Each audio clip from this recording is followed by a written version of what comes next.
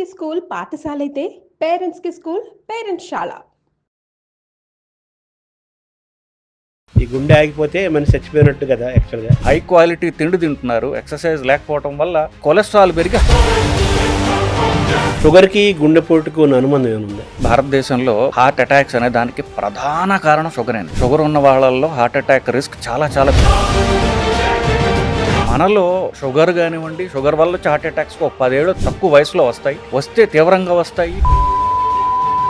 గుండెపోటు అనేది రాకుండా ఉండాలంటే వాట్ ఇస్ ది ప్రివెన్షన్? గుండెపోట్లు రక్తనాళాల్లో ఏదైతే బ్లాక్ చేస్తుందో అన్ని అవయవాల్ని కూడా అదే బ్లాక్ చేస్తుంది. కాళ్ళ రక్తనాళాలు బ్లాక్ అవడానికి ఇదే కారణం. అన్ని రక్తనాళాలు బ్లాక్ అవడానికి ఒకటే సింగులర్ పదార్థం పేరు. షుగర్ వచ్చిన తర్వాత పెరగకుండా ఉండాలంటే మీరు సూచించేది ఏంటి? డైట్ ఎక్సర్సైజ్ అనేవి మీరు ఏమి చేయగలరు, దాంట్లో ఆప్టిమైజ్ చేసుకోవాలి. మీరు డైట్ బాగా చేయగలరా, డైట్ చేయండి, ఎక్సర్సైజ్ చేయండి. ఇలా మీరు బ్యాలెన్స్ చేసుకుంటూ బరువు తగ్గితే ఆ షుగర్ అనేది రివర్స్ అవుతుంది. ఇప్పుడు బరువు తగ్గించడానికి లేటెస్ట్గా కొన్ని ఇంజక్షన్లు కూడా అమెరికాలో ఉండే, ఇప్పుడు ఇండియాలో కూడా ఈ మధ్యనే వచ్చినాయి విన్నాం. అవి నిజంగా ఎఫెక్ట్ చేస్తాయా? సైడ్ ఎఫెక్ట్స్ ఏమైనా ఉంటాయి? అమెరికాలో ఏ బ్రాండ్స్ లో ఉన్నాయో అదే బ్రాండ్స్ ఇండియాలో దొరుకుతున్నాయి. ప్రస్తుతం మనకి 2 ఇంజక్షన్లు ఉన్నాయి, ఒక టాబ్లెట్ ఉంది. మీరు ఆశ్చర్యపోతారు, ఇవన్నీ ఆకలి తగ్గిస్తాయి. ఇప్పుడు కరోనాను మళ్ళీ పెరుగుతున్న నేపథ్యంలో మన గుండె ఆరోగ్యాన్ని దృష్టిలో పెట్టుకొని మనం ఎటువంటి జాగ్రత్తలు తీసుకోవాలి? మొదట ఈసారి వచ్చేటటువంటి కరోనా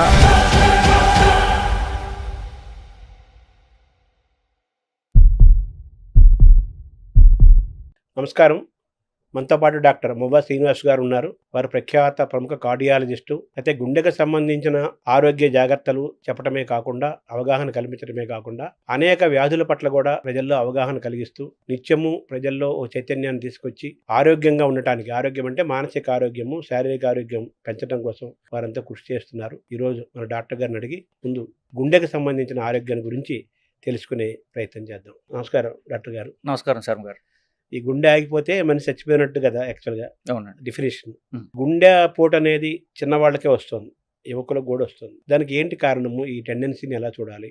దీని నుంచి మనం ఎలా ప్రివెన్షన్ ఏమైనా ఉందా? గుండె హార్ట్ అటాక్స్ అనేవి తక్కువ వయసులో రావడం అనేది పూర్తిగా నిజం కాదండి. అది అంటే అంతకుముందు వచ్చేవి, ఇప్పుడు కాస్త ఎక్కువగా తెలుస్తుంది జనాలకి. ఫోన్లోనే వీడియోలు రావడం వల్ల రికార్డ్ ఎక్కువ అవుతుంది. బేసికలీ నిజం చెప్పాలంటే అంతకుముందు కంటే ఇప్పుడు ప్రధానంగా స్మోకింగ్ అనేది చాలా తగ్గిపోయింది. కొంత పైన తరం వాళ్ళు స్మోకింగ్ ఎక్కువ చేసేవాళ్ళు. ఇప్పుడు దానివల్ల గవర్నమెంట్ చెప్పడం వల్ల కానివ్వండి, స్మోకింగ్ చాలా వరకు తగ్గిపోయింది. పెరిగిందల్లా షుగర్ పెరిగింది. ఎందువల్ల? అఫ్ కోర్స్ అంటే అంతకుముందు కూడా తక్కువే అనుకొని, ఇప్పుడు ఎక్సర్సైజ్ అనేది పూర్తిగా పోయింది. తిండిలో క్వాలిటీ పెరిగింది. సో హై క్వాలిటీ తిండి తింటున్నారు, ఎక్సర్సైజ్ లేకపోవడం వల్ల కొలెస్ట్రాల్ పెరిగి హార్ట్ అటాక్స్ పెరుగుతున్నాయి. కానీ ఇది పాపులేషన్ పెరిగితే హార్ట్ అటాక్స్ పెరగడం తప్ప తక్కువ వయసులో వాళ్ళకి సడన్గా హార్ట్ అటాక్స్ పెరిగిపోయాయి అనడం పూర్తిగా కరెక్ట్ కాదు. షుగర్కి గుండెపోటుకు ఉన్న అనుబంధం ఏముంది? భారతదేశంలో హార్ట్ అటాక్స్ అనే దానికి ప్రధాన కారణం షుగరేనండి. షుగర్ ఉన్న వాళ్ళల్లో హార్ట్ అటాక్ రిస్క్ చాలా చాలా పెరుగుతుంది. అంతేకాకుండా మనం పాశ్చాత్య దేశాల్లో చూసుకుంటే మనలో షుగర్ కానివ్వండి, షుగర్ వల్ల వచ్చే హార్ట్ అటాక్స్ 10 ఏళ్ళు తక్కువ వయసులో వస్తే తీవ్రంగా వస్తాయి. ఆ బ్లాక్స్ కూడా ఎక్కువగా పడుతుంది రక్తనాళాల్లో. సో మిగతా ప్రపంచంలో హార్ట్ అటాక్ క్యాపిటల్ అంటూ ఉందంటే అది ఇండియాలో కూడా సౌత్ ఇండియా. ఎందుకంటే మనం షుగర్ ఎక్కువ ఉందంటే మన ఆచార వ్యవహారాల వల్ల బేసికలీ. సో షుగర్ పెరగడానికి హార్ట్ అటాక్స్ పెరుగుతున్నాయి. షుగర్ పెరగడానికి ఆచార వ్యవహారాలే కారణం ప్రధానంగా. అంటే ఆచార వ్యవహారాలు అంటే మన ఆహారం పాత్ర కూడా ఉంది అంటారా? ఇంకా ఏమైనా ఉంది? ఆహారం ప్రధాన పాత్ర అండి. ఎస్పెషల్లీ మన ఆంధ్రదేశం, తమిళనాడు కూడా తీసుకోవచ్చు. 3 పూట్ల రైస్ తినే కల్చర్ మనది. మన తిండిని ప్రోగ్రామ్ చేస్తుంది. మన తిండిలో రైస్ ఎక్కువగా ఉంటుంది. రైస్ ఎక్కువ, క్యాలరీస్ ఎక్కువగా ఉంటున్నాయి. దాన్ని ఖర్చు పెట్టడానికి ఎక్సర్సైజ్ మనం చేయడం లేదు. సో బరువు పెరగడం, షుగర్ పెరగడం ఇవన్నీ జరుగుతున్నాయి. సో ప్రధానంగా క్యాలరీస్ ఎక్కువ ఉన్న తిండి తినడం వల్ల షుగర్ నుంచి కొలెస్ట్రాల్ నుండి బ్లాక్ వచ్చి హార్ట్ అటాక్లు వస్తున్నాయి. సో మనం వెనక్కి తీసుకుంటే మన తిండిలో ప్రధానంగా క్యాలరీస్ ఎక్కువ వల్ల హార్ట్ అటాక్స్ వస్తున్నాయి. షుగర్ రాకుండా ఉండాలంటే ఏం చేయాలి? ప్రివెన్షన్.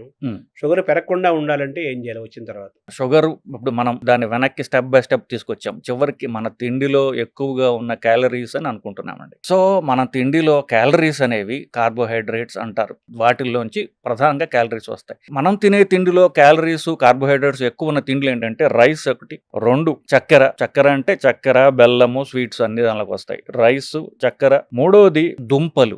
నాలుగోది పళ్ళు. సో ఈ నాలుగిట్లో ఉండేటటువంటి క్యాలరీస్ ఎక్కువగా తినడం వల్ల 30 తర్వాత శరీరం పెరగడం ఆగిపోతుంది. సో దానికి తిండి అక్కర్లా. కానీ మన తిండి కంటిన్యూ అవుతుంటుంది అట్లాగే అదే మోతాదులో. సో ఎక్కువ క్యాలరీస్ ఏమవుతుంది ఫ్యాట్ కింద కన్వర్ట్ అయిపోయి అది కొలెస్ట్రాల్ అని పెరుగుతుంటుంది. సో మీరు అడిగిన క్వశ్చన్కి స్పెసిఫిక్గా చెప్పాలి అంటే మనం తినే తిండిలో రైస్ మిగతావి ఎక్కువ తినరు కాబట్టి పళ్ళు కానీ చాలా మంది రోజు తినకపోవచ్చు. షుగర్ ఏదో కొంచెం తినొచ్చు. దుంపలు అప్పుడు పెద్దవాళ్ళు ఎక్కువ అప్పుడు తక్కువ తింటారు. సో రైస్ ప్రధానంగా తగ్గించుకుంటే తిండిలో క్యాలరీస్ తగ్గుతాయి. తిండిలో క్యాలరీస్ తగ్గితే షుగర్ తగ్గుతుంది. సో మన జెనెటిక్స్, మన డిఎన్ఏ, మన ఆహారపు అలవాట్లు ఒక్కొక్క ప్రాంతానికి ఒక్కొక్క శీతోష్ణ పరిస్థితులు కానీ జీన్స్ కానీ ఒక్కొక్క ప్రాంతానికి ఒక్కొక్క రకమైన ఆహారాన్ని డిజైన్ చేశారు కదా. సో మనకు కూడా అలా డిజైన్ అవ్వబడిన ఆహారం కదా ఇది. దీన్ని మనం ఇప్పుడు తప్పుగా మనం చూడాలా, ఎలా చెప్పాలి? కరెక్టే. ఇప్పుడు మీరు సాహిత్యాభిమానులు శ్రీనాథుడు చాటువులు చెప్పాడండి. చిన్న చిన్న రాళ్ళు, చిల్లర దేవుళ్ళు, నాగులేటి నీళ్లు, నాపరాళ్ళు, సజ్జ జొన్న కూళ్ళు, సర్పంబులను తేళ్లు, పలనాటి సీమ పల్లెటూళ్ళు. ఆయన చెప్పింది ఏమిటి? నా పల్నాడులో ఆ రోజులు తినేది సజ్జ జొన్న. సో అది శ్రీనాథుడు 400 ఏళ్ల క్రితం వాడే కదా. సో మన ప్రధానంగా అట్లీస్ట్ ఆయన చెప్పిన ప్రాంతం చూసుకున్నా కూడా సజ్జ జొన్న ఎక్కువ తినేవాళ్ళు. అఫ్కోర్స్ తెలంగాణలో ఇప్పటికీ కూడా రైస్ కంటే పల్లెటూళ్ళలో చూసుకుంటే జొన్నలు ఎక్కువ తింటుంటారు. ఫస్ట్ ఎక్కువ ప్రధానంగా ప్రజలు తినేది సజ్జలు, జొన్నలు ఇట్లాంటివి తినేవాళ్ళు. కొంచెం చదువుకున్న వాళ్ళు, అప్పర్ క్లాస్ వాళ్ళు రైస్ తినడంతో అది ఫ్యాషన్ అయిపోయింది. సో రైస్ తినడం ఫ్యాషన్ లాగా అయిపోయి రైస్ ఎక్కువగా పెరిగిపోతూ వచ్చింది. ప్లస్ మనకి మంది రెండు సార్లు తినే కల్చర్. ఈ బ్రిటిష్ వాళ్ళు వచ్చి బ్రేక్ఫాస్ట్ అనేది ఇంట్రడ్యూస్ చేశాడు. సో 3 సార్లు తినడం అదొక ఫ్యాషన్ అయిపోయింది. ఆ ఫ్యాషన్ లో రైస్ తినడం అంటే ఇప్పుడు ఇడ్లీలు కానివ్వండి ఇవన్నీ కూడా రైస్ ప్రధానంగా చేసేవి రిలేటెడ్. సో 2 సార్లు తినే జొన్నలు పోయి 2 సార్లు రైస్ వచ్చి అది 3 సార్లు రైస్ అయిపోయింది. సో ఈ కల్చర్ మనం డిజైన్ చేసుకుంది కాదు. మనం డిజైన్ చేసుకుంది మనం కల్చరల్ ఫ్యాషన్ బట్టి పోయి ట్రెడిషనల్ తిండి మారిపోయి గత 300-400 ఏళ్ళుగా ఈ రైస్ ప్రధానమైనటువంటి తిండిగా రూపాంతరం చెందింది బేసికల్. దానివల్ల ఇప్పుడు ఈ అధిక బరువు, షుగరు పెరిగి హార్ట్ అటాక్లు పెరుగుతున్నాయి తప్ప మన ట్రెడిషనల్ తిండి మనం వదిలేసాం. అందువల్ల ఇది వస్తుంది అనేది నా అభిప్రాయం. మళ్ళీ గ్రీన్ రెవల్యూషన్ వచ్చిన తర్వాత ఈ మన ప్రాంతంలో రైసు, నార్త్ ప్రాంతంలో గోధుమలు, ఈ రెండు పెరిగినాయి గ్రీన్ రెవల్యూషన్లో భాగంగా. ఈ పెరిగిన తర్వాతనే షుగర్లు ఇవన్నీ పెరుగుతున్నాయి అని అంటున్నారు. సో మనదైన ఆహారం మళ్ళీ మనం తిరిగితే ఇప్పుడు మీరు చెప్పినట్టుగా సజ్జలు, జొన్నలు, రాగులు, ఆరికలు, కొర్రలు ఇటువంటి ఆహారం ఒకప్పుడు తినేవాళ్ళము కొన్ని వందల సంవత్సరాల క్రితము. 50 ఏళ్ళ క్రితం కూడా చాలా ప్రాంతాల్లో, పల్నాడు ప్రాంతాల్లో, చాలా ప్రాంతాల్లో, రాయలసీమలో, తెలంగాణలో 40 ఏళ్ల క్రితం కూడా తిన్నారు. ఆ ఆహారం మళ్ళీ మనం ఆహారాన్ని కానీ దాంట్లోకి వెళితే మళ్ళీ మన ఆరోగ్యాన్ని తిరిగి తెచ్చుకోవచ్చని అనొచ్చా మీ మాటల ద్వారా? నిస్సంశయంగా అండి. ఎట్లా అనుమానం లేకుండా మన ట్రెడిషనల్ అంటే ఇప్పుడు కాదు, మనం మీరు చెప్పినట్టుగా మన ట్రెడిషనల్ తిండికి మనం పోగలిగితే మనకున్న జాడ్యాలన్నీ పోతాయనేది నా అభిప్రాయం అండి. ఇప్పుడున్న నేపథ్యంలో లైఫ్ స్టైల్ డిసీజెస్ అంటున్నారు. ఎగ్జాక్ట్. మనం ఏ డిసీజ్ టచ్ చేసినా దానంటే లైఫ్ స్టైల్కి లింక్ చేస్తున్నారు కదా. అవును. ఇప్పుడు ఈ మారిన క్రమంలో లైఫ్ స్టైల్ని మనం మార్చుకోవటం సాధ్యమా? ఇటువంటి వాతావరణంలో కూడా మన ఆరోగ్యాన్ని ఎలా కాపాడుకోవాలి? సో దానికి ఒకటే ఎగ్జాంపుల్ చెప్తానండి. ఇప్పుడు నేను చాలా బిజీ, నేను కార్పొరేట్లో పనిచేస్తుంటా, మేనేజర్ని లేదా నేను డాక్టర్ని కావచ్చు, ఎవరైనా సరే నేను ఎంత బిజీగా ఉన్నానంటే పొద్దున 6 నుంచి రాత్రి 11 బిజీగా ఉన్నా. అందువల్ల నాకు హార్ట్ అటాక్ వచ్చిందంటే నాకు అర్థం లేదు కదా. సో మీరు ఏం పని చేసినా చివరికి మీరు ఆరోగ్యం పాడు చేసుకున్నంతగా ఉంటే ఆ పని మీకు హానికరం. బిజీగా ఉండొద్దు నేను చెప్పట్లా, పని తగ్గించుకోవాలని కూడా నేను చెప్పట్లా. మీరు ఎంత బిజీగా మీ స్కెడ్యూల్ మీరు పెట్టుకుంటారో ఆ స్కెడ్యూల్లో 1 గంట మీరు ఎక్సర్సైజ్ పెట్టుకోకపోతే మీకు మీరు హాని చేసుకుంటున్నారు కదా. మీరు ఆరోగ్యంగా ఉంటే మీ పని ఇంకా బాగా చేయగలరు. సో మీకు పని చేయడానికి బాగా ఎఫిషియెంట్గా ఉండడానికి భాగంగా మీ బాడీని కాపాడుకోవడం కూడా మీ ఎఫిషియన్సీలో భాగం. అది పెద్ద పెద్ద పొజిషన్స్లో ఉన్న వాళ్ళకైతే వాళ్ళ ఆరోగ్యం ప్రజలకు ఉపయోగం కాబట్టి వాళ్ళ చుట్టూ ఉన్న టీము వాళ్ళకి సంవత్సరాలు పరీక్షలు చేయడం, వాళ్ళకి బలవంతంగా ఎక్సర్సైజులు చేస్తుంటారు. అలాగే if you want to be busy or if you think you are efficient, మీరు నేను ఎఫిషియంట్ అనుకుంటే దానిలో బాగా ఎక్సర్సైజ్ ఉండాలి. అంటే ఫిజికల్ ఫిట్ బాడీలో ఫిట్ మైండ్ ఉంటుంది కాబట్టి. సో నేను ఎంత బిజీగా ఉన్నాను, చాలా స్ట్రెస్ఫుల్ లైఫ్ కాబట్టి నేను ఎక్సర్సైజ్ చేయలేకపోతున్నాను అనడం అనేది మీరు ఎఫిషియంట్ కాదు అని చెప్తోంది అది. సో అంటే దెర్ ఈజ్ నో ఎక్స్క్యూజ్. మీరు పొద్దున బిజీగా ఉంటే మధ్యాహ్నం చేయండి, లంచ్ టైంలో చేయండి. లంచ్ టైంలో బిజీగా ఉంటే ఎక్సర్సైజ్ సాయంత్రం చేయండి. ఏదో ఒక టైంలో మీరు ఎక్సర్సైజ్ చేసి తీరాలి, లేదంటే మీరు అనారోగ్యం పాలవుతారనే తథ్యం అండి. షుగర్లు రాకుండా ఉండాలంటే శాశ్వతంగా షుగర్ వచ్చిన తర్వాత పెరగకుండా ఉండాలంటే మీరు సూచించేది ఏంటి? సింపుల్ లెక్క అండి. బేసిక్‌గా మనం తినే తిండిలో క్యాలరీస్ ఎక్కువ ఉంటున్నాయి. ఆ క్యాలరీస్‌ని ఖర్చు పెట్టలేకపోతున్నాం మనం. ఇప్పుడు డైట్ అంటాం. మనందరం ఇప్పుడు మాట్లాడింది రైస్ ఆపేయాలని చెప్తున్నాం. ఈ అలవాట్ల వల్ల ఇప్పుడు అన్నప్రాసన చేసేది అన్నం అంటున్నాం. అన్నప్రాసన ఒక సంవత్సరం వయసులో చేస్తారు. 40 ఏళ్ళకో 50 ఏళ్ళకో నాలాంటి డాక్టర్ అవ్వచ్చు అన్నం మానేయమంటే వాళ్ళకి కష్టం కావచ్చు. అందరూ ఆపలేకపోవచ్చు కూడా. సో ఈ డైట్, ఎక్సర్సైజ్ అనేవి మీరు ఏమి చేయగలరు దాంట్లోనే ఆప్టిమైజ్ చేసుకోవాలి. మీరు డైట్ బాగా చేయగలరా? డైట్ చేయండి. మీరు డైట్ చేయలేరు అనుకోండి, మీరు తగ్గించగలిగినంత మీరు తగ్గించుకోండి. ఎక్సర్సైజ్ చేయండి. సో ఈ 2 బ్యాలెన్స్ చేసుకుంటూ మనం బరువు తగ్గాలి. సో బరువు తగ్గడానికి మీరు డైటు చేయాలి, ఎక్సర్సైజు చేయాలి. వట్టి డైటే చేశారనుకోండి, ఒక గాలి తీసిన బెలూన్ లాగా ఒక సిక్ లుక్ వస్తుందన్నమాట. ఏదో జబ్బు పడిపోయిన వాడి లుక్ వస్తుంది. అది కాకుండా ఎక్సర్సైజ్ చేసినట్లయితే ఆ ఫ్యాట్ లాస్ ఏదైతే ఉందో అది హెల్తీగా ఉంటాడు వాడు. సో ఎక్సర్సైజ్ చేసిన బాడీ హెల్తీగా అందంగా కనిపిస్తుంది. ఉట్టి డైట్ చేసిన వాడికి జబ్బు వచ్చినా కూడా చూడండి అలా గాలి తీసిన బెలూన్లాగా అయిపోతాడు, చూసారు అలా. సో మీరు ఈ డైట్ని చేసుకుంటూ, మీరు డైట్ చేయడం కష్టమైతే కనీసం ఎక్సర్సైజ్ చేసుకుంటూ, ఎక్సర్సైజ్ చేయడం కష్టమైతే డైట్ ఎక్కువ చేసుకుంటూ, ఇలా మీరు బ్యాలెన్స్ చేసుకుంటూ బరువు తగ్గితే ఆ షుగర్ అనేది రివర్స్ అవుతుందండి. ఇప్పుడు మన డయాబెటీస్ అనేటటువంటి జబ్బులో 95% రివర్సిబుల్ అండి. 95% టైప్ 2 డయాబెటీస్ అంటారు. అంటే అది అధిక బరువు వల్ల వచ్చింది, అది జెనెటిక్గా వచ్చింది కాదు. So 95% reversible. ఇప్పుడు ఎవరెవరైతే డయాబెటీస్ రివర్స్ చేస్తాము అని అడ్వర్టైజ్ చేసుకుంటున్నారో చెప్తున్నారో వాళ్ళందరూ చివరికి ఎఫెక్టివ్గా చేసేది బరువు తగ్గించడమే. సో మీరు బరువు తగ్గించగలిగితే డిసీజ్ రివర్స్ అయిపోతుంది. ఇప్పుడు బరువు తగ్గించడానికి లేటెస్ట్గా కొన్ని ఇంజక్షన్లు కూడా మొత్తం అమెరికాలో ఉండే, ఇప్పుడు ఇండియాలో కూడా ఈ మధ్యనే వచ్చినాయి విన్నాం. అవును. అవి నిజంగా ఎఫెక్ట్ చేస్తాయా? సైడ్ ఎఫెక్ట్స్ ఏమైనా ఉంటాయా? నిజానికి బరువు తగ్గడానికి అమెరికా వాళ్ళకి ఏంటంటే అర్థమైపోయింది, జనాలు తిండి ఆపలేరు, ఎక్సర్సైజ్ చేయడం వీళ్ళ వల్ల కాదు, అది ఫిక్స్ అయిపోయాం. సో దీనివల్ల ఏమిటి, సో ఎక్సర్సైజ్ చేయలేరు, తిండి తగ్గించలేరు. కాబట్టి నిజం చెప్పాలంటే ఇప్పుడు 2 ఇంజక్షన్లు ఉన్నాయండి భారతదేశంలో ఈరోజు హైదరాబాద్లో అవైలబుల్. 2 ఇంజక్షన్లు ఉన్నాయి, ఒక ట్యాబ్లెట్ ఉంది. అమెరికాలో ఏ బ్రాండ్స్లో ఉన్నాయో అదే బ్రాండ్స్ ఇండియాలో దొరుకుతున్నాయి ప్రస్తుతం మనకి. ఇవన్నీ కూడా మీరు ఆశ్చర్యపోతారు, ఇవన్నీ ఆకలి తగ్గిస్తాయి. అంటే తిండి కట్టుకోవడం ఎంత కష్టమో అర్థమైపోయింది కదా. సో తిండి తగ్గించడానికి, ఆకలి తగ్గించడానికి 3 పనిచేస్తాయి. ఆకలి తగ్గితే బరువు తగ్గుతారు, బరువు తగ్గితే. కానీ ఇవి డెఫినెట్లీ ఇవి సైంటిఫికల్లీ ప్రూవెన్ ఎఫెక్టివ్ అండి, దీనిలో అనుమానం లేదు. నేనే చాలా మందికి కూడా రాస్తూ ఉంటాను. రైబెల్సస్ అనేటటువంటి ట్యాబ్లెట్ ఉన్నది, అలాంటిది విగోవిన్ ఇంజెక్షన్, ఇదే ఇంజెక్షన్ రూపంలో వస్తుంది, అది రాబోతోంది త్వరలో. మోంజారో అనేటటువంటి లేటెస్ట్ ఇంజెక్షన్, అది ప్రస్తుతానికి అవైలబుల్. ఇవి బరువు తగ్గిస్తానిలో effective, no doubt about it. నెలకి 1.5 కిలో నుండి 2 కిలోల దాకా బరువు తగ్గిస్తాయి ఇవి. సో ఇది ఎఫెక్టివ్ హెల్తీ వెయిట్ లాస్. ఇది మీరు సడన్గా 2 నెలల్లో ఏదో పెళ్ళి ఉంది, నేను సడన్గా బరువు తగ్గిపోవాలంటే అన్హెల్తీ వెయిట్ లాస్. సో నెలకి 2 కిలోలు తగ్గడం హెల్తీ వెయిట్ లాస్, అది క్రియేట్ చేస్తుంది. సో ఎవ్రీ మంత్ మీరు 2 కిలోలు తగ్గుతూ పోతుంటే మీరు 6 నెలలకో 7 నెలలకో సంవత్సరానికో మీరు ఎఫెక్టివ్గా హెల్తీగా మీరు ఎంత బరువు ఉండాలో అంత బరువు తీసుకొస్తాయి. అంటే మీరు చెప్పిన ఈ ట్యాబ్లెట్, ఈ ఇంజక్షన్ల ద్వారా మనకి ఆకలి తగ్గి తీసుకునే ఆహారం ఇంటేక్ తగ్గుతుంది, అవును, తద్వారా బరువు తగ్గుతారు అంటున్నారు. అవును, యావరేజ్ నెలకి 1 నుంచి 2 కేజీలు తగ్గుతారు. అవును, ఒక 6 నెలల పీరియడ్ సుమారుగా 5 to 10 కేజెస్ తగ్గుతారు. అవును. ఇది ఒక ఆరోగ్యమైన విధానంలో హెల్తీగా తగ్గటం అని అంటున్నారు కదా. అవునండి. మరి వ్యాయామం చేయక్కర్లేదా వాళ్ళప్పుడు? సో ఇప్పుడు ఈ ఎంతకాలం తీసుకోవాలి నెక్స్ట్ క్వశ్చన్. సంవత్సరం తీసుకున్నారు అనుకోండి, అంటే షుగర్ ఉన్నవాళ్ళు నిరంతరం తీసుకోవచ్చు, షుగర్ లేని వాళ్ళు సంవత్సరం ఇస్తాం. దాని తర్వాత ఇవి ఆపేస్తే మళ్ళీ తిరిగి వస్తుంది బరువు. ఎందుకంటే మన శరీర తత్వంలో, మన జీన్స్లో ఇంత బరువు ఉండాలి అని శరీరానికి ఉంటుంది. బేసికలీ తగ్గిన బరువు మళ్ళీ వస్తుంది. ఇన్ఫాక్ట్ మీరు ఆశ్చర్యపోతారు, బరువు తగ్గడానికి ఆపరేషన్ చేయించుకున్న వాళ్ళలో 84% మందికి 6 నెలల్లో పూర్తిగా బరువు వచ్చేస్తుంది. ఎందువల్ల ఇవి బండికి సర్వీస్ చేస్తాయి. మీరు లాంగ్ టర్మ్ బరువు తగ్గడం మళ్ళీ డైట్ అండ్ ఎక్సర్సైజ్ మీద ఆధారపడి ఉంటుంది. సో ఇంజెక్షన్ తీసుకుంటున్నారు, టాబ్లెట్ తీసుకుంటున్నారు, మీరు ఎక్సర్సైజ్ కూడా అలవాటు చేసుకుంటే ఆ వెయిట్ లాస్ ఏదైతుందో పర్మనెంట్గా ఉంటుంది. ఒకవేళ షుగర్ పోయి, బీపీ తగ్గిపోయి, కొలెస్ట్రాల్ తగ్గిపోయి, ఇవన్నీ ఏవైతే మీరు మంచి ఎఫెక్ట్స్ మీరు సాధించారో అవి పర్మనెంట్గా ఉండాలంటే ఎక్సర్సైజ్, వెయిట్ లాస్, తిండి మార్పి ఇవి తప్పవండి. మీరు చెప్పినట్టుగా ఇంజక్షన్లు తీసుకున్నా, టాబ్లెట్ వేసుకున్నా తగ్గుతారు, అవి ఆపేస్తే మళ్ళీ పెరుగుతారు. అవునండి. మీరు సర్జరీ చేయించుకున్నా తగ్గినట్టు కనిపిస్తారు, తగ్గుతారు, మళ్ళీ కొన్నకాలంగా మళ్ళీ పెరుగుతారు. ఇవి ఏమీ జరగకుండా ఉండాలంటే మన సహజమైన విధానంలో న్యాచురల్గా మన లైఫ్ స్టైల్ని మార్చుకుంటే మాత్రలు వేసుకోక్కర్లేదు, ఇంజక్షన్ చేసుకోక్కర్లేదు, సర్జరీ చేసుకోక్కర్లేదు. తప్పకుండా. That is the best method కదా. That is the best method, most effective method, most difficult method.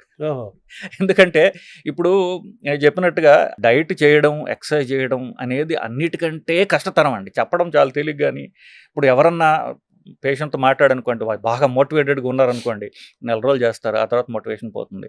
వాళ్ళకి జిమ్కి డబ్బులు కడతాడు అని ఆ డబ్బు అలాగే ఉంటుంది, వీళ్ళు జిమ్కి పోరు. సో డైట్ ఎక్సర్సైజ్ అనేది మన యాటిట్యూడ్, మన ఆలోచన విధానం ఉంది చూసారా, అది కొంచెం బద్ధకంతో నిండి ఉన్నటువంటి ఆలోచన. బేసికల్ మనుషులందరూ అలాగే ఉంటారు చేసి, అది లాంగ్ టర్మ్ చేసుకోవడం అనేది యాక్చువల్ ఛాలెంజ్. శరీరాన్ని మన మనస్సుని కాదని నేను లాంగ్ టర్మ్ ఎక్సర్సైజ్ చేస్తాను అని అలవాటు చేసుకోవడం, దాన్ని ఎంజాయ్ చేయాలి బేసికల్. అప్పుడు లాంగ్ టర్మ్ చేయలేరు కదా. ఇప్పుడు డైట్ మార్పిడి చేసాము, అది ఎంజాయ్ చేయలేకపోతే వాళ్ళు లాంగ్ టర్మ్ డైట్ చేయలేరు. ఇన్ఫ్యాక్ట్ 80% డైట్స్ అన్నీ ఫెయిల్ అవుతాయి. ఎవరెవరు డైట్ గురువులు ఉన్నారో అన్ని ఫెయిల్యూర్ డైట్లే. ఎందువల్ల? మనిషికి ఇష్టమైనది పర్మనెంట్గా తింటాడు, నువ్వు అన్నం మానేసి అంటాడు. వాడికి అన్నం ఇష్టం, వాడు 2 నెలల కంటే మానలేడు. రకరకాల డైట్లు కూడా it has to be tailored to the person. వాళ్ళ ఇష్టాలతోటి మనం వర్క్ చేసుకుంటూ నీకు ఇష్టమైనవన్నీ తిను, రైస్ లేకుండా తిను అని చెప్పాను. వాడి క్లారిటీ వస్తుంది. ఓహో, మనస్సు ఈ విల్ నాట్ ఫీల్ డిప్రైవ్డ్. అప్పుడు లాంగ్ టర్మ్ చేయగలడు. సో ఈ కెన్ ఆ డైట్ ఎక్సర్సైజ్ కంటిన్యూస్గా చేసుకోగలరు. మీరు చెప్పినట్టు రైస్ తక్కువ తగ్గించుకుంటే సరిపోదా, పూర్తిగా మానేయాలంటారు? యాక్చువల్గా పూర్తిగా మానేస్తే మంచిదండి. బట్ వాళ్ళకి బాగా అలవాటు ఉన్నట్లయితే కనుక ఎంతవరకు తక్కువ తినగలిగితే, ఇప్పుడు రైస్ మానేసి ఇప్పుడు ప్రత్యామ్నాయం ఏం తినాలి అని బేసిక్లీ. సో ఆకలిగా ఉన్నట్లయితే ఎక్కువ కాలం చేయలేరు కదా. సో ప్రధానంగా మెయిన్ ఫంక్షన్ ఏంటంటే, వాళ్ళ main principle of weight loss is ఆకలిగా ఉండాల్సిన అవసరం లేదు. కష్టపడి మీరు సఫరింగ్లోకి పోతే ఎక్కువ కాలం చేయలేరు బేసిక్లీ. సో ఆకలిగా ఉండకుండా మీరేం తినాలి, రైస్ లేకుండా మీరేం తినాలి. రైస్ మీకు బాగా అలవాటు, ఆపుకోలేరు. ఆ రైస్ ఎంత తక్కువ తక్కువ, దాంతోపాటుగా మీరేం తింటారు, దాంతోపాటు కీన్వా తింటారా, గోధుమ తింటారా, జొన్నలు తింటారా, మీకు మీ ఇష్టాలు బట్టి మీరు దాన్ని మార్చుకోవచ్చు. సో అది పర్మనెంట్గా చేయగలరు. అంటే ఆకలిని తీర్చుకుంటూ ఎపటైట్ని మెయింటైన్ చేసుకుంటూ, ఎగ్జాక్ట్లీ అలాగే మనం నీరసం రాకుండా ఎనర్జెటిక్గా ఉంటూ, ఎగ్జాక్ట్లీ 4 తాలూకు యొక్క అభిరుచులని, ఆస్వాదాన్ని కూడా అనుభవిస్తూ ఆహారం డిజైన్ చేసుకోవడం అనేది ఛాలెంజ్. అది ఛాలెంజ్, అది ఇండివిజువలైజ్డ్. అందుకని నా దగ్గరకు వచ్చేసారు, సార్ మీకు డైట్ షీట్ ఇవ్వండి అంటారు. 200 గ్రాములు ఇడ్లీ, 30 గ్రాముల చట్నీ, ఒక 4 చుక్కల కాఫీ ఇట్లా రాసాం అనుకోండి, అవి ఎవరు మెజర్ చేస్తారు ఇంట్లో?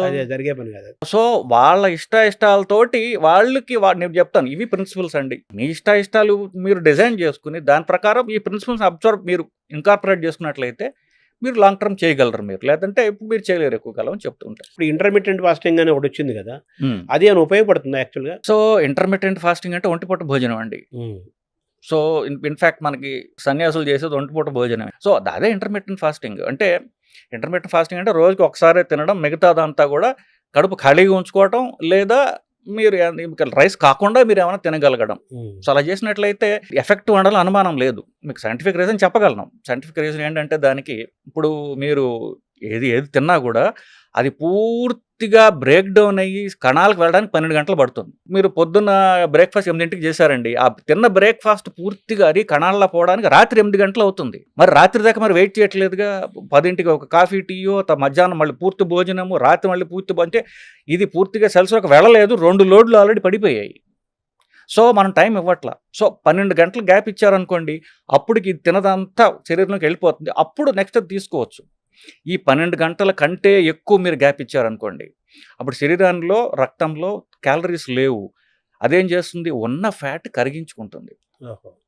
అప్పుడు బరువు తగ్గుతారు మీరు. సో ఇది సైంటిఫిక్ ప్రిన్సిపల్ బేసిక్లీ ఇంటర్మీడియట్ ఫాస్టింగ్కి. సో 12 గంటలు మీరు పొట్ట ఖాళీగా ఉంచగలిగితే, రాత్రి 8ంటికి తిన్నారు మీరు, 12 గంటలు పొద్దున్న 8 దాకా ఏం తినరు, బ్రేక్ఫాస్ట్ డ్రాప్ చేశారనుకోండి, అప్పుడు మీ ఫ్యాట్ కరగడం స్టార్ట్ అవుతుంది. సో బ్రేక్ఫాస్ట్ ఆపేయడమే ఇంటర్మిటెంట్ ఫాస్టింగ్. అయితే ఇప్పుడు ఆహారం తీసుకోకపోతే గ్యాస్ ఫామ్ అవుతుంది అంటారు కొంతమంది, దాన్ని ఎలా చూడాలి? సో ఇప్పుడు నేను బ్రేక్ఫాస్ట్ ఆపేసేయండి, ఇది ఇంటర్మీడియట్ ఫాస్టింగ్. ఇంటర్మీడియట్ ఫాస్టింగ్ అనేది సైంటిఫిక్ టర్మ్, చాలా మందికి మాట.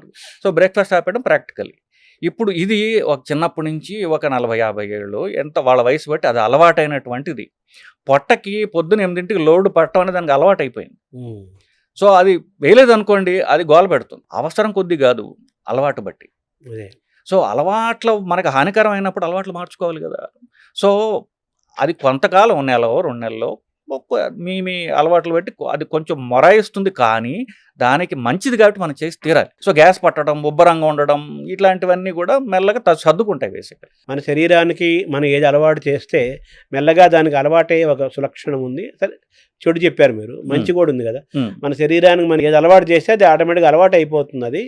కాబట్టి ఆ ప్రాక్టీస్లో మనం నార్మల్సీకి వచ్చేస్తాం with no time. That's positive sign. So ఇప్పుడు షుగర్ రాకుండా ఉండాలంటే మీరు సూచించే ఆహారం ఏమైనా ఉందా? సో షుగర్ రాకుండా ఉండాలంటే మీ బరువు చూసుకుంటూ ఉండండి. మీ బరువు అనేది మీ హైట్ బట్టి ఉంటుందండి. 30 వయసు దాకా జనరలీ కొంతవరకు ఏదో ఒక రూపంలో కాస్త శరీరం గ్రోత్ అంటూ జరుగుతూ ఉంటుంది.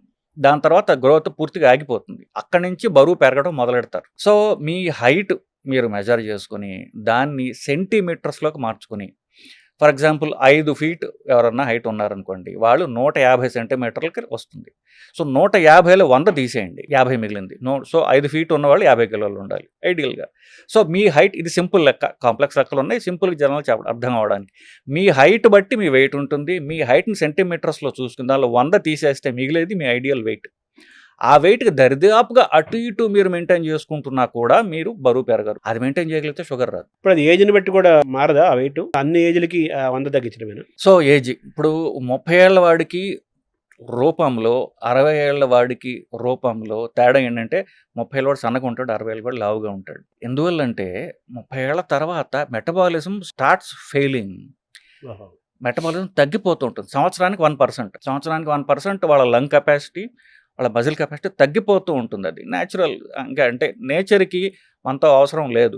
అంటే 60 ఏళ్ళకి మీరు చెప్పిన 30% తగ్గిపోతుందా? 30% తగ్గిపోతుంది. అంటే సంవత్సరం పర్సెంట్ అంటే 1% తగ్గిపోతూ పోతుంది. వాడు 90 ఏళ్ళు జీవిస్తే 60% తగ్గిపోతుంది. అందుకనే ఎల్డర్లీ వాళ్ళకు వీక్గా ఎందుకుంటారు? ఇప్పుడు 30 ఏళ్ల వాడి కంటే 60 ఏళ్ల వాడు బలం తక్కువ ఎందుకుంటాడు, లావు ఎందుకు ఎక్కువగా ఉంటాడు? అన్నిటికీ ఒకటే ఆన్సరు, మీ మెటబాలిజం ఫెయిల్ అవుతోంది. ఫెయిల్ అవ్వకుండా చూసుకోవడానికి వ్యాయామం ఒకటే మార్గము. ఫెయిల్ అవ్వాలని లేదు, ఫెయిల్ న్యాచురల్గా అవ్వచ్చు. మీరు మజిల్ కండ బలం మజిల్ స్ట్రెంగ్త్ మీరు మెయింటైన్ చేసుకుంటే మీ మెటబాలిజం అనేది 30 ఏళ్లకు ఉన్న మెటబాలిజం 60 ఏళ్ళకి మీరు మెయింటైన్ చేయగలరు. అదే 90 ఏళ్ళు కూడా మెయింటైన్ చేయగలరు, if provided you maintain muscle strength. Muscle strength పెంచుకోవాలంటే ఎక్సర్సైజ్ ఒకటే భాగమా? ఎక్సర్సైజ్ మాత్రమే పనికొస్తుంది. మనిషి యొక్క బరువు ద్వారా కొలెస్ట్రాల్, షుగర్ ఇవన్నీ లింక్ గుండెపోట్లు చెప్పారు కదా. సన్నగా ఉంటారు, మామూలు ఐడియల్ వెయిట్ అనిపిస్తారు, చాలా లీన్గా ఉంటారు, మామూలుగా ఉంటారు. షుగర్ పేషెంట్లు, హార్ట్ పేషెంట్లు అలాంటి వాళ్ళు కూడా చాలా ఎక్కువ మంది ఉన్నారు కదా, దాన్ని ఎలా చూడాలి? మన భారతదేశంలో ఒక రకమైనటువంటి స్పెషల్ పాపులేషన్ ఉన్నారండి. వాళ్ళని ఏమంటే లీన్ డయాబెటిక్స్ అంటారు. ఇప్పుడు నేను ఇందాక చెప్పాను, షుగర్ వ్యాధిగ్రస్తుల్లో 95% మంది టైప్ 2 డయాబెటీస్ వాళ్ళు బరువు పెరగడం వల్ల వచ్చారు అని చెప్పేసి. ఇంకొక 5% ఉన్నారు చూసారా, వాళ్ళలో కొంత శాతం, 2% ఎవరంటే లీన్ డయాబెటిక్స్ అంటారు. ఇది భారతదేశంలో ఎక్కువ, ఎస్పెషల్ సౌత్ ఇండియాలో ఎక్కువ. అంటే సన్నగా ఉంటాడు వాడు, కానీ అవయవాల చుట్టూ ఫ్యాట్ ఎక్కువ ఉంటుంది, విజరల్ ఫ్యాట్. అంటే వాడు సన్నగా ఉంటాడు, పొట్ట మాత్రం ఎంత ఉంటుంది. అంటే ఏంటి, అవయవాల చుట్టూ ఫ్యాట్ ఎక్కువ ఉంది, దానివల్ల షుగర్ వస్తుంది వాళ్ళకి. సో వీళ్ళకి కూడా ఫ్యాట్ తగ్గడానికి చేసే ఎక్సర్సైజెస్ ఏవైతే ఉన్నాయో అవి చేసుకున్నట్లయితే పొట్ట చుట్టూ ఉండే ఫ్యాట్ కూడా పోతుంది వాళ్ళు. అంటే పొట్ట చుట్టూ ఉండే అవయవాల చుట్టూ ఉండే ఫ్యాట్, బొజ్జ, అది పోతుంది. పోతే షుగర్ రివర్స్ అవుతుంది. కడుపు చుట్టూ ఫ్యాట్ ఉండి పొట్ట ఎక్కువ ఉంటే సన్నగా, మిగతా ఆకృతి సన్నగా ఉంటుంది, పొట్ట దగ్గర ఎక్కువగా ఉంటుంది కాబట్టి అంటున్నారు. ఈ ఏం లేకుండా వాడు మామూలు చాలా మంది సన్నగా ఉండేవాళ్ళు, మామూలుగా ఉండేవాళ్ళు కూడా చాలా మంది ఉన్నారు షుగర్ పేషెంట్స్. వీళ్ళందరినీ లీన్ డయాబెటిక్స్ అంటామండి. వీళ్ళలో లీన్గా ఉండి పొట్ట కూడా లేకుండా డయాబెటీస్ ఉందంటే అది స్ట్రాంగ్ జీన్స్ వల్ల ఉంటే అవకాశం ఉన్నది. ఇప్పుడు దీంట్లో 90% కామన్ కాబట్టి 90% గురించి మాట్లాడుతున్నాం. ఇంకొక 5% ఏంటంటే మనకి జీన్స్ స్ట్రాంగ్గా ఉంటాయి. ఇప్పుడు 60 ఏళ్ళకి తాతగారికి షుగర్ వచ్చింది, కొడుక్కి 40 ఏళ్ళకి షుగర్ వస్తుంది, మనవడికి 30 ఏళ్ళకే వస్తుంది. తండ్రికి షుగర్ ఉన్నట్లయితే తర్వాత తరం కొడుకులకి, ఎస్పెషల్లీ కొడుకులు అంటే తండ్రికి షుగర్ ఉన్నట్లయితే తర్వాత సంతానానికి 5 రెట్లు షుగర్ వచ్చే రిస్క్ ఎక్కువ ఉంటుంది. సో మీరు చెప్పింది చాలా సబ్ కేటగిరీ. వాళ్ళకి స్ట్రాంగ్ జెనెటిక్ టెండెన్సీ ఉన్నప్పుడు ఇలా వస్తుంది. కొలెస్ట్రాల్ పాత్ర కూడా అంతేనా? షుగర్ ఉంటే షుగర్ నుంచి కొలెస్ట్రాల్ వస్తూ ఉంటుంది. కానీ కొలెస్ట్రాల్ ఇండిపెండెంట్గా రావచ్చు, ఒట్టి కొలెస్ట్రాలే రావచ్చు. కానీ షుగర్ వల్ల కామన్గా షుగర్ వల్ల కొలెస్ట్రాల్ పెరుగుతూ ఉంటుంది. గుండెపోట్లు అనేది మనం ప్రారంభంలో అనుకున్నాం. గుండెపోటు అనేది రాకుండా ఉండాలంటే మనం ఎటువంటి ఆహారం తీసుకోవాలి? ఇప్పుడు వాట్ ఇస్ ది ప్రివెన్షన్? గుండెపోటు ఎందుకు అంటున్నామంటే గుండెపోటు వల్ల ప్రాణాలు పోతాయని. బట్ అది గుండెపోట్లు రక్తనాళాల్లో ఏదైతే బ్లాక్ చేస్తుందో శరీరంలో అన్ని రక్తనాళాలని, అన్ని అవయవాల్ని కూడా అదే బ్లాక్ చేస్తుంది. ఫర్ ఎగ్జాంపుల్ గుండెపోటుకి ఏదైతే కారణమో పక్షవాతానికి అదే కారణం. అలాగే కాళ్ళ రక్తనాళాలు బ్లాక్ అవడానికి ఇదే కారణం. అన్ని రక్తనాళాలు బ్లాక్ అవడానికి ఒకటే సింగులర్ పదార్థం పేరు ఎల్డిఎల్. మన రిపీట్ ప్రొఫైల్లో అది కనిపిస్తూ ఉంటుంది. ఇది ఎల్డిఎల్ అనే పదార్థం కొలెస్ట్రాల్ అన్నదానికి ఇది ప్రధాన కారణం. దీనివల్ల బ్లాక్ అవుతాయని లిపిడ్ హైపోథసిస్ అని 1978లో కనిపెట్టారండి. ఇది ఒక స్టడీ చేసి కనిపెట్టారు బేసికలీ. సో ఎల్డిఎల్ అనే పదార్థాన్ని పరీక్ష చేసుకుంటూ, ఇన్ఫ్యాక్ట్ అమెరికన్ హార్ట్ అసోసియేషన్ వాళ్ళు ఏమంటారంటే 18 ఏళ్ళు వయసు దాటిన వాళ్ళు ప్రతి సంవత్సరం, ఫుల్ పాపులేషన్ ప్రతి సంవత్సరం కొలెస్ట్రాల్ పరీక్ష చేసుకోండి, ఎల్డిఎల్ మానిటర్ చేసుకోండి. దాని బ్యాడ్ కొలెస్ట్రాల్ అంటున్నారు. అది బ్యాడ్ కొలెస్ట్రాల్ అంటున్నాం. అది మీరు ఒక గంట కనిపెడుతూ దాన్ని మీరు 120 కంటే తక్కువ మెయింటైన్ చేసుకుంటూ మీరు ఎక్సర్సైజ్ చేయండి, డైట్ చేయండి, మీరు ఏం కావాలంటే అది చేసుకోండి. అది చేసుకుని 120 కంటే దాటకుండా చూసుకుంటే మీకు హార్ట్ అటాక్ మీకు రాదు. సో బ్యాడ్ కొలెస్ట్రాల్ రాకుండా తగ్గించుకుంటూ పెరగకుండా చూసుకోవడం ముఖ్యమన్నారు. గుడ్ కొలెస్ట్రాల్ పెంచుకోవడం కూడా ఇంపార్టెంట్ కదా. గుడ్ కొలెస్ట్రాల్ పెరిగితే బ్యాడ్ కొలెస్ట్రాల్ అది చాలా వరకు బ్యాలెన్స్ చేస్తుందండి. ఆ గుడ్ కొలెస్ట్రాల్ పెరగటం ఎలా అనేది ప్రధాన అంశం. ఇప్పుడు గుడ్ కొలెస్ట్రాల్ పెరగడానికి ఎక్సర్సైజ్ చాలా ఉపయోగపడుతుంది. అంటే ఎస్పెషల్లీ లాంగ్ డిస్టెన్స్, అంటే ఎక్కువ దూరం నడవడం, ఎక్కువ దూరం సైకిల్ తొక్కడం, ఎండ్యూరెన్స్ స్పోర్ట్స్, వీటి వల్ల ఎల్డిఎల్ పెరుగుతుంది. కొన్ని రకాలైన ఫుడ్స్ తినడం ద్వారా గుడ్ కొలెస్ట్రాల్ పెరుగుతుంది. ఫుడ్స్ అంటే fish related, fish oil related. For example ఎక్కడెక్కడైతే చేప ఎక్కువ తింటున్నారో, ఫర్ ఎగ్జాంపుల్ జపాన్లో ఒకినావా అనేటువంటి ఒక ద్వీపం ఉంది, ఐలాండ్ ఉంది. దాంట్లో 90% మంది 90 ఏళ్ళు దాటిన వాళ్ళే. సో వాళ్ళలో స్టడీ చేశారు ఒకటి, ఎందుకు ఇక్కడ ఎక్కువ కాలం బతుకుతున్నారు అని. వాళ్ళు ఏం చేసి వాళ్ళ పరీక్ష చేయగా ఏం తెలిసింది, వాళ్ళ ఎక్కువ ఫిష్ తింటున్నారు అని చెప్పేసి. ఫిష్ ఆయిల్లోంచి గుడ్ కొలెస్ట్రాల్ పెరిగే సబ్స్టెన్స్ వస్తాయి. కొన్ని స్టడీస్ చేశారు, అన్ప్రూవన్, చాలా చిన్న స్టడీస్ ఏంటంటే వెల్లుల్లిలో కూడా ఎల్డిఎల్, హెచ్డిఎల్ అనేటువంటి గుడ్ కొలెస్ట్రాల్ పెరిగే గుణం ఉన్నది అని చెప్పేసి. సోలోమన్ ఏదో ఒక చేప అంటారు. సోలమన్ చేప. సో ఈ చేపలు అవి ప్రధానంగా తినొచ్చు. ఇప్పుడు వెజిటేరియన్స్ అంటే మేము చేపలలో తింటాం అనుకునే వాళ్ళకి ఫిష్ ఆయిల్ క్యాప్స్యూల్స్ అని దొరుకుతున్నాయి, అవి వాడచ్చు. ఫిష్ ఆయిల్ క్యాప్స్యూల్లో కూడా మాకు అభ్యంతరం ఉన్నది. దాంట్లోంచి తీసినటువంటి ఒమేగా 3 ఫ్యాటీ యాసిడ్ అనేటటువంటి ఫైనల్ పదార్థం ఉన్న క్యాప్సూల్ దొరుకుతాయి. అది మీరు రోజుకు ఒకటి వేసుకుంటే మీకు గుడ్ కొలెస్ట్రాల్ పెరుగుతుంది. సప్లిమెంట్ ఉంది మన దగ్గర. సప్లిమెంట్స్ ఉన్నాయి. తర్వాత నిద్రలో కొంతమంది గుండెపోట్లు వస్తుంటాయి, అలాగే బోర్లో పనుకుంటే ప్రమాదం అంటారు. ఇది కరెక్టేనా? ఇది బోర్లా పడుకోవడం వల్ల ఎటు ప్రమాదం లేదు నిజానికి. సో అది నిద్రలో హార్ట్ అటాక్స్ రావడం ఎంతవరకు, నిద్రలో హార్ట్ అటాక్స్ 2 ప్రధాన కారణాలండి. హార్ట్ అటాక్స్ అన్నీ కూడా ఎర్లీ ఇన్ ద మార్నింగ్ వస్తాయి. ఎందుకంటే ఇప్పుడు మనం ఏదైతే అనుకుంటున్నామో, మనకంటే శరీరము కొన్ని, ఈ ప్రకృతి అనేటటువంటిది మన చుట్టూ ఉన్న చూసారా, కొన్ని వందల లక్షల ఏళ్లుగా దాన్ని రిఫైన్ చేసుకుంటూ వచ్చింది.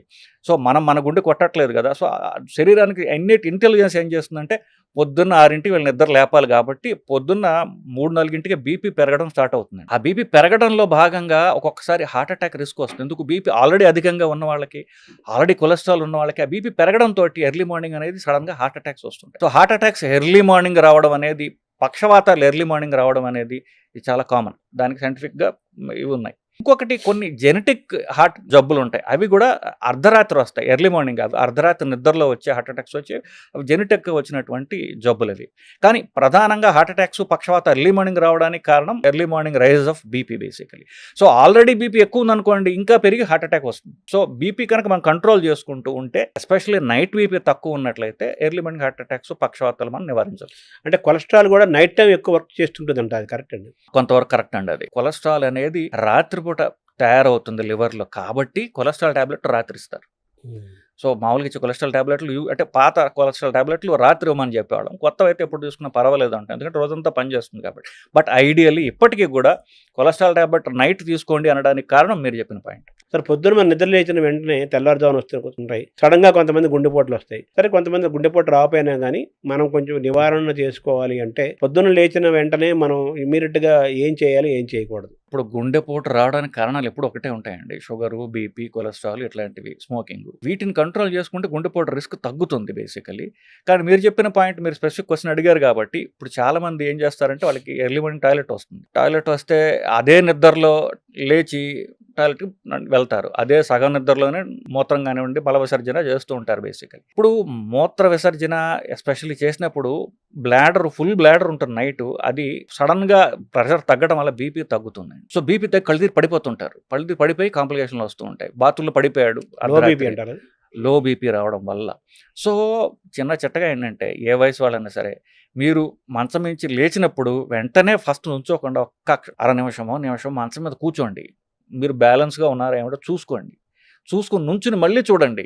సో నేను am I fit to walk first, మీరు అంతా బాగుంది అనుకున్నప్పుడే మీరు బాత్రూమ్కి వెళ్ళండి. నేను పెద్దవాళ్ళ గురించి మాట్లాడట్లా, నా మిత్రుడు ఒక కార్డియాలజిస్ట్, అతను 40 ఉంటాయేమో, సో అతను ఇలాగే సడన్ పొద్దున 5ంటికి టాయిలెట్కి వెళ్ళాడు, కళ్ళు తిరిగి పడిపోయి బుర్ర దెబ్బ తగిలి కుట్లు వేసుకోవాల్సిన పరిస్థితి వచ్చింది. So simple method. సో మీరు లేచినప్పుడు ఒక్క క్షణం కూర్చోండి, అంతా బాగుందంటే నుంచుని ఒక క్షణం ఆగండి, అప్పుడు నడవండి. టాయిలెట్కి వెళ్ళేటప్పుడు కూర్చుని వెళ్ళడం సేఫ్. ఇప్పుడు ఆల్రెడీ బీపీ తక్కువ ఉంటుంది, రాత్రి యూరినేషన్ ఇంకా తగ్గిపోయింది అనుకోండి, కళ్ళు తిరిగి పడతారు. సో కూర్చుని ఉంటే యువర్ సేఫర్. ఇప్పుడు కరోనా మళ్ళీ పెరుగుతున్న నేపథ్యంలో మన గుండె ఆరోగ్యాన్ని దృష్టిలో పెట్టుకొని మనం ఎటువంటి జాగ్రత్తలు తీసుకోవాలి? మొదట ఈసారి వచ్చేటటువంటి కరోనా అంత ప్రమాదకరమైన ప్రాణాంతకమైన కరోనా కాదు. బట్ స్టిల్ మనకి రాకుండా ఉండాలంటే మాస్క్ వేసుకోండి.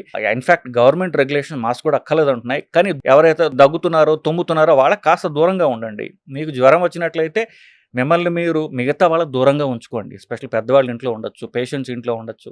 ఆ 2 రోజులు కాస్త మాస్క్ అయినా వేసుకోండి. ఈ మాత్రం చేస్తే మీకు కరోనా రాకుండా మీరు కాపాడుకోగలరు. ఫస్ట్ డేంజరస్ వైరస్ కాదు కాబట్టి మనకి రాకుండా చూసుకోవడానికి, మన నుంచి ఇంకొకరికి పోకుండా ఉండడానికి మాస్క్ ఒకటే సరండి. ఇప్పుడు షుగర్ పేషెంట్లు, బీపీ పేషెంట్లు ఇలాంటి వాళ్ళు ఇంకొంచెం కేర్ఫుల్గా ఉండాలి కదా. షుగర్ బీపీ వల్ల మిగతా ప్రాబ్లమ్స్, గుండె, కిడ్నీ, బ్రెయిన్ ఇట్లాంటి ప్రాబ్లమ్స్ వచ్చిన వాళ్ళు మాత్రం, ఎందుకంటే వాళ్ళు జాగ్రత్తగా ఉండాలి.